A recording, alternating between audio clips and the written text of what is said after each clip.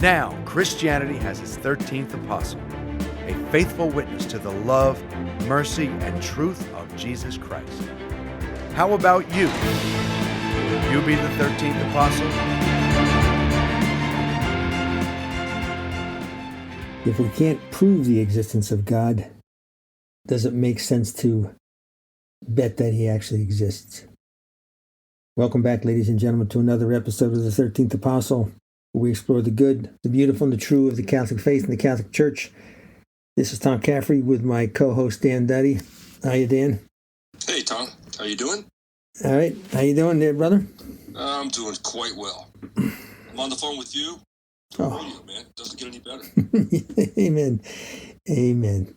So, well, first of all, before we jump right into that, because you had recommended the topic for this episode and raised my eyebrows, but it's not the first time you've raised my eyebrows, but this is in a little different context.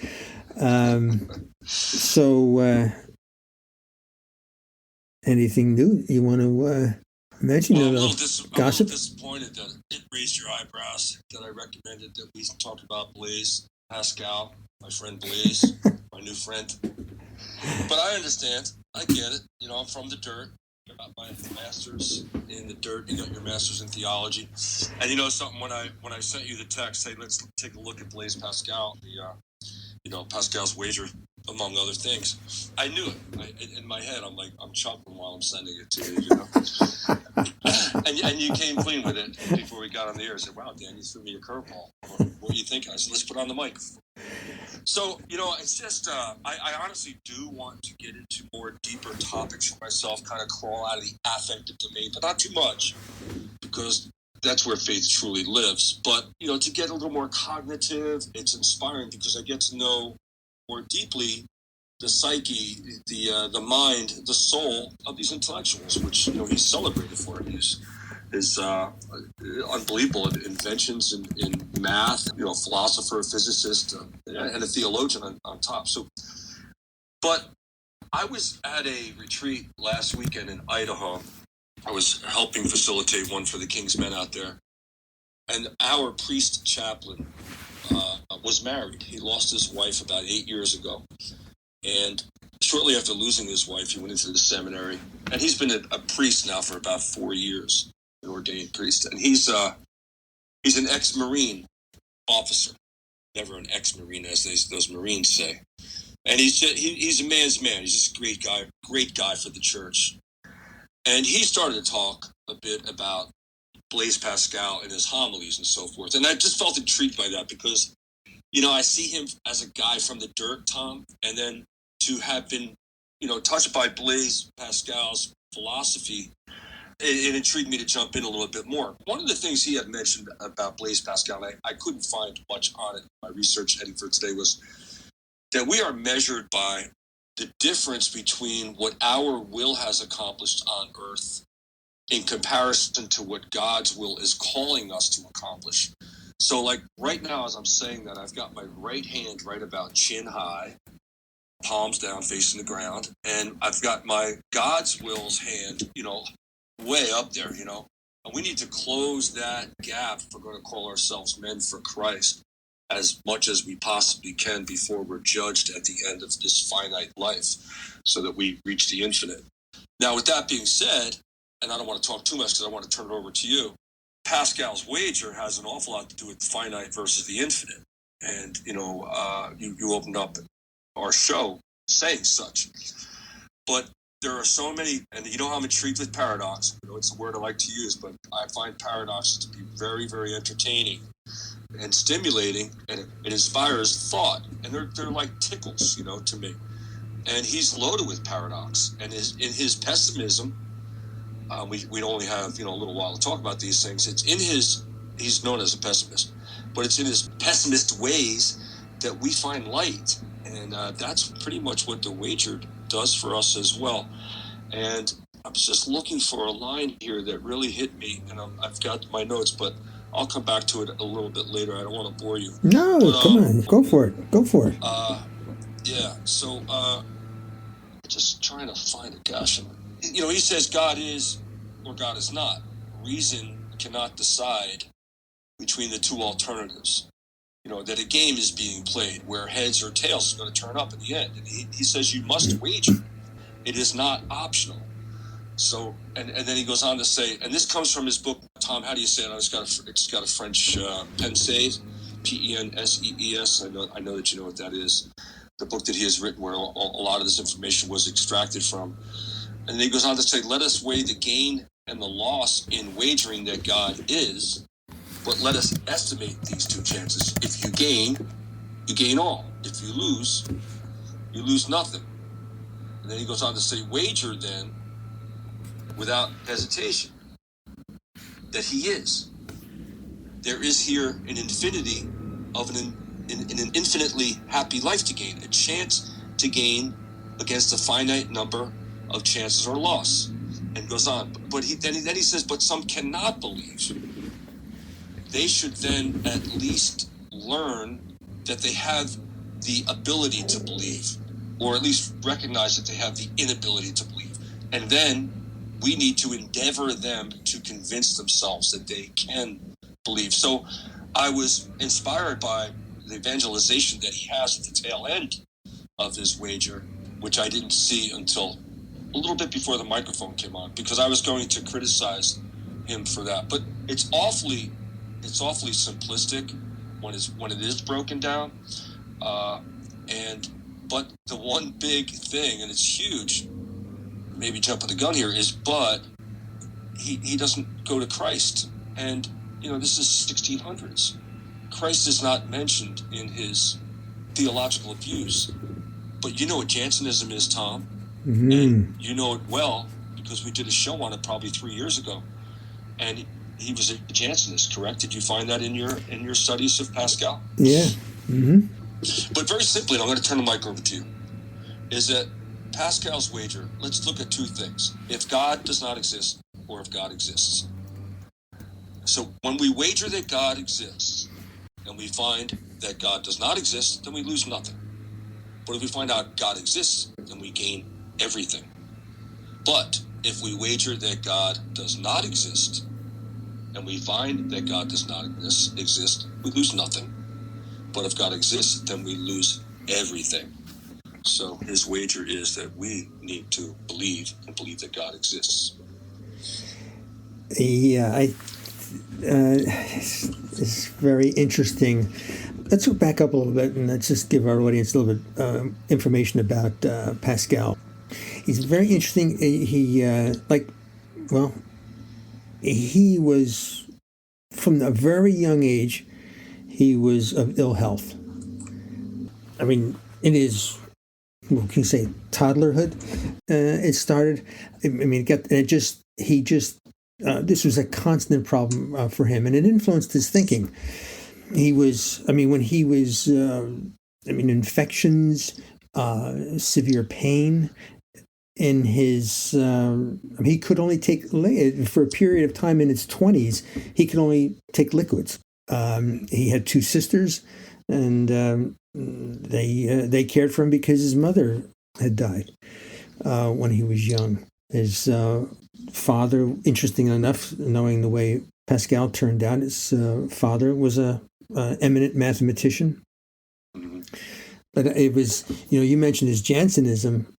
That's really, it's kind of like a little bit like the Gnosticism, the GNO Gnosticism, that it's disparaging of the body, and that the only thing that really matter are spiritual. And it's also interesting that you mentioned, very perceptive, that he didn't mention Christ, and yet the Gnostics were big for a while anyway. There was a heresy, but shortly after Christ died. And so with his failing body, so to speak, it's kind of like not surprising of his emphasis on Jansenism. Couldn't rely on his body, so he relies on his mind, and I think maybe to a certain extent spirit. But I didn't get the impression that he was. I've never, whatever readings I've done of him, not a lot of spirituality came forth from it, but but I'm not saying there was none. It was mainly rational. He had such a rational mind, and yet he put aside. He didn't want to. He decided not to become a mathematician like his father.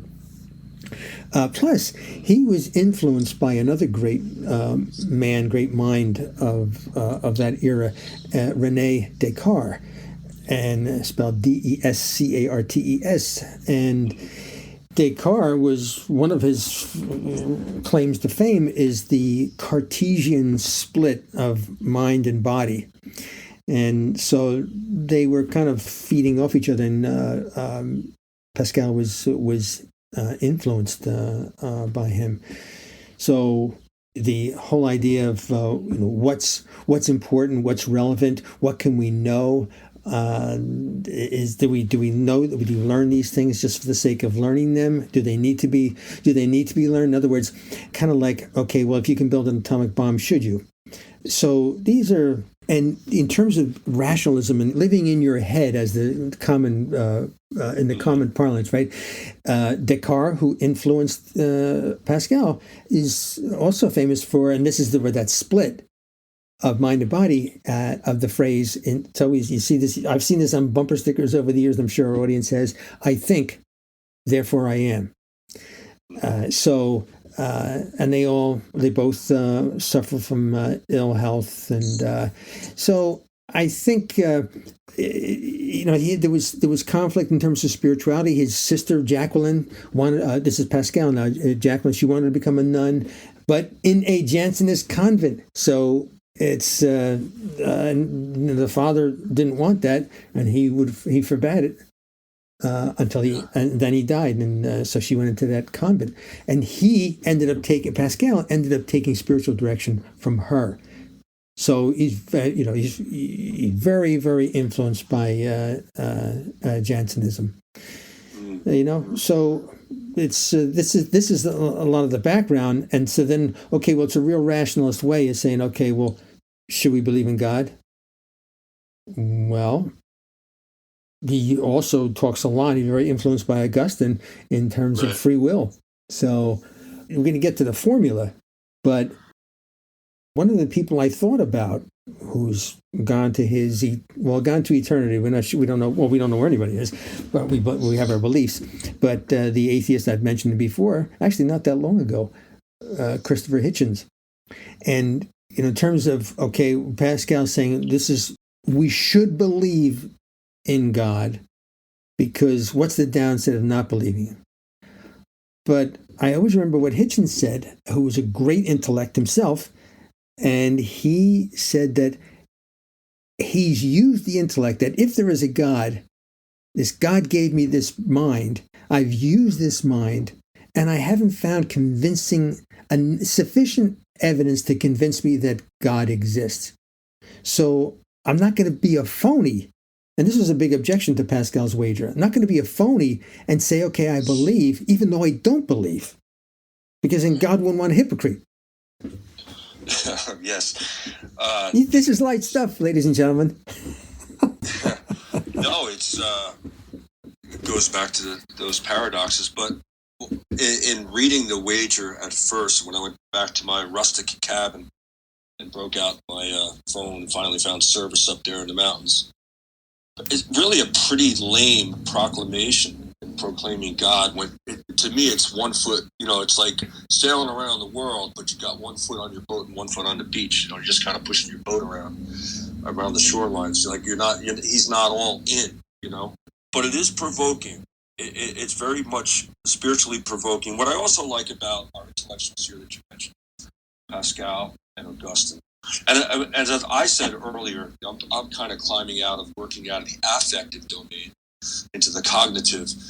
I love these men, these great thinkers, because they punctuate their thoughts usually with Christ. And I'm not seeing a whole lot of Christ here from the Jansenists here. And I know one of the major critics from the Catholic Church on the Jansenists is that they don't believe that Christ spilled his blood and was nailed to the cross for all men. which I'm not too sure what all that means. But Christ is not so prominent forward by any means in what Pascal's talking about. And a lot of those that have studied Pascal have gone to 1 Corinthians and Paul. I don't know if you saw any of that. I did. Quite a bit of studies of the two different minds. And I don't know how Pascal was not affected by Paul in 1 Corinthians, but I don't have it in front of me. But Paul is saying that we Catholic Christians more deeply and profoundly need to understand that we're living a life that's founded upon Christ's resurrection. It's more so devastating and pitiful, as he said, if we're living a life founded upon the resurrection and we find out that he was not resurrected. Which coming from Paul is is unheard of, and I'm paraphrasing. So no, but that's you paraphrased it. Yeah, I mean, we have to paraphrase, right? We have to. There's no point in believing if he didn't rise from the dead.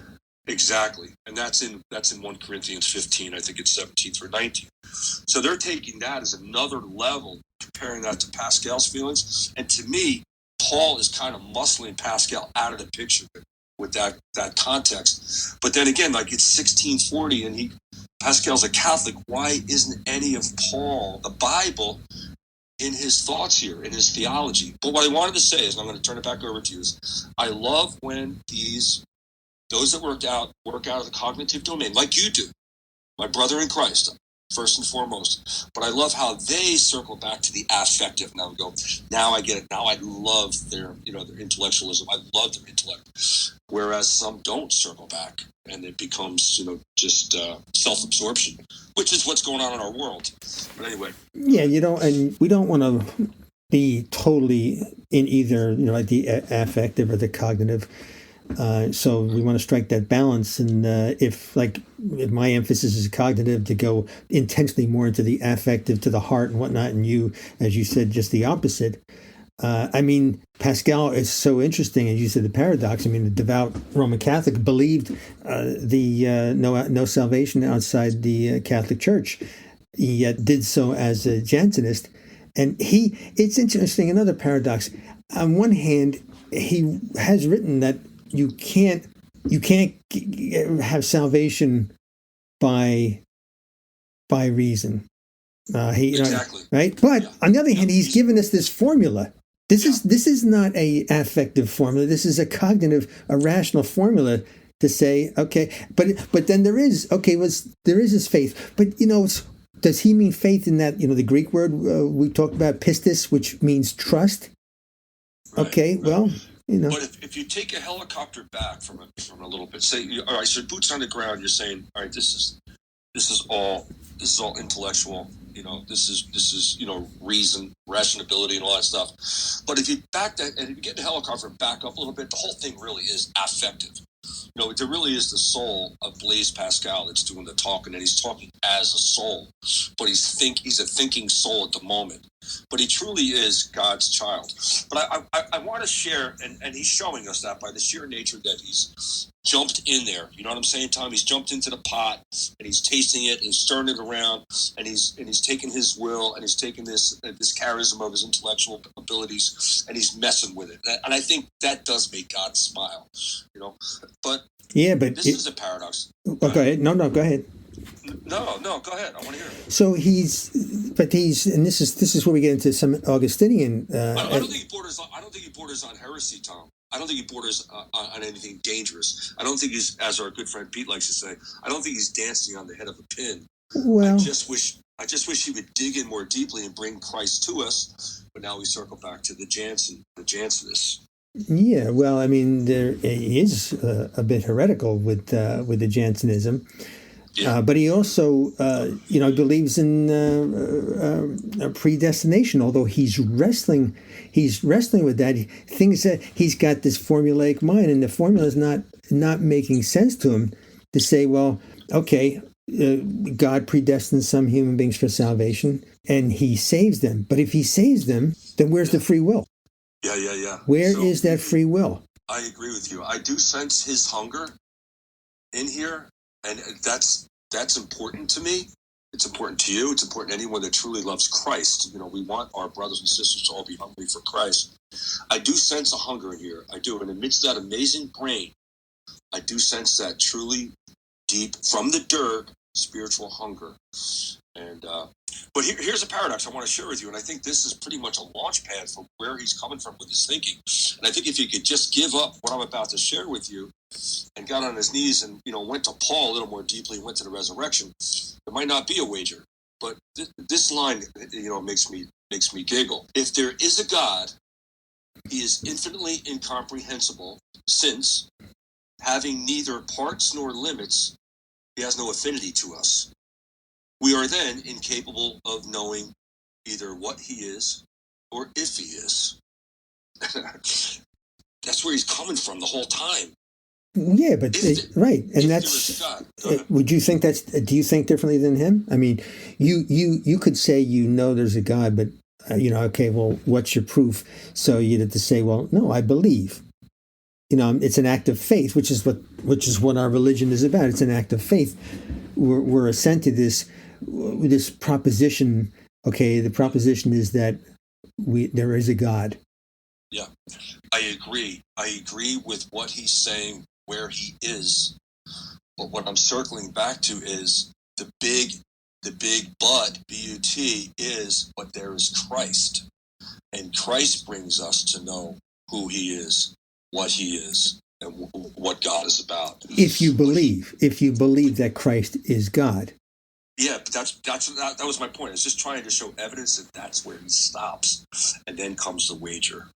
After that statement, the wager is founded upon that line. If there is a God, he is infinitely incomprehensible, since having neither parts or limits, he has no affinity to us. We are then incapable of knowing either what he is or if he is.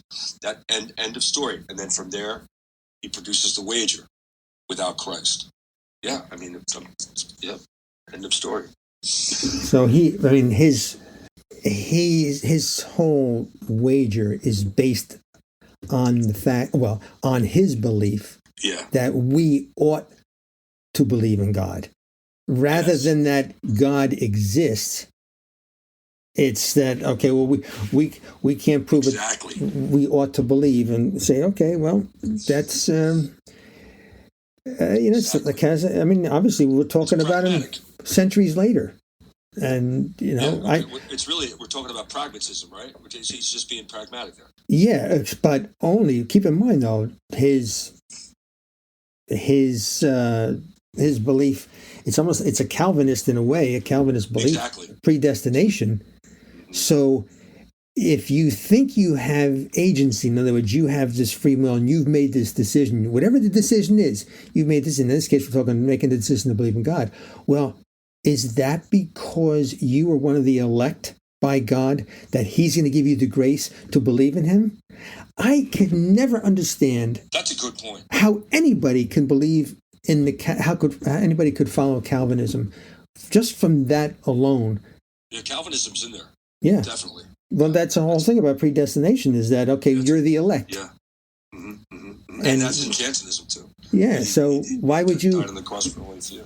If you think you have free will, well, you only think that because God elected you to have that free will, and it's a grace for him, but he didn't give it to me. He gave it to you, Dan, but he didn't give it to me. Yeah. Right? So you're the elect. Yeah. I mean, I could see that in real life anyway, but, I have no doubt, and where are you going, brother? Brace yourself, we talk so much about taking people off the canvas, making them 3D.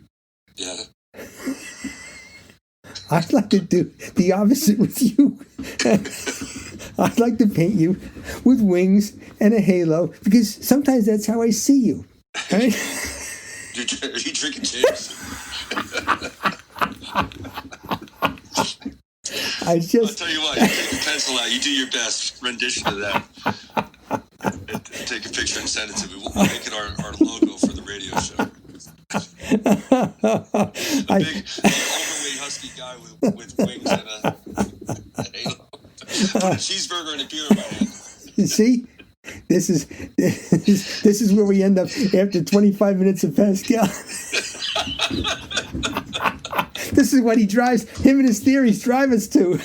I'm going to have Jameson, and we're going to have cheeseburgers. I eat, therefore I'm not hungry. You are beautiful, man. I tell you, you bring this out of me. So it's not my fault, it's yours. Right? Yeah. Your will is not being done. Exactly. God elected me to say that. All right, so we are done. Like an overdone cheeseburger, we're done. We got to wrap it up. I'm getting hungry. All right, brother. What's coming up next, Danny? Stay tuned, folks, for the Angelus and Your Prayer Intentions with Peter and Jenny. WQPHradio.org. Great, blessed conversations, and to inform us, but to deepen our faith, challenge us, and it was Dan's all about challenge, his whole life, and responding to them, his deep faith and his witness that he gives. Thank you, brother. I got you. Support us, not Dan and me, although you're welcome to. Unless you want to. Yeah, make those checks out. So thank you, Mary Ann, Gene, James, Tom, and the rest of the crew. All right, Danny, God bless you, brother. God bless you, Tommy, and God bless you all. You are listening to WQPH 89.3 FM Shirley, Fitchburg. And now a word from author Peter and Jemmy, who is the host of Your Prayer Intentions, taking place every Saturday at 12:30 p.m. Whether you're donating money or giving us prayers, without you, we don't go on. And if you do want to help us go on, please consider going to WQPHradio.org. There's a donate button there. You can give once, you can give monthly, and it makes a difference. It keeps all of our shows, and we have a great lineup of shows, keeps us going. And whether you're a fan of Your Prayer Intentions, whether you like Steve's show, Benedict's Harris Sundays at midnight, whether you like Brother Matthew and Brother Anthony from the Housetops, which is on Sundays 10:30 a.m. and 4 p.m., whether you're a fan of the Children's Rosary, which we have every day at 5 p.m., 7 days a week, whether you like our Local Matters show, which is Saturday at 11, or Talk Catholic, which comes right after us at 12:30, Larry's Music Loft, Sunday at 11 a.m., we have the Shepherd's Pie Saturdays at 1 p.m. Or Dan and Tom with the 13th Apostle, which comes just before us at 11:30. Any of those shows and all the stuff you donate, you help these things come out. But what also at the WQPH website, in addition to podcasts of our shows, is the prayer wall. Right on the prayer wall, support WQPH and get WQPH 24 hours a day, 7 days a week on WQPHradio.org. Thank you for listening to the 13th Apostle with Dan Duddy and Tom Caffrey. For more information on Dan, visit his website at www.danduddy.com or email dcduddy@gmail.com. Tom's website is faithpilgrims.com or email trcaffrey@faithpilgrims.com. How about you? Will you be the 13th Apostle?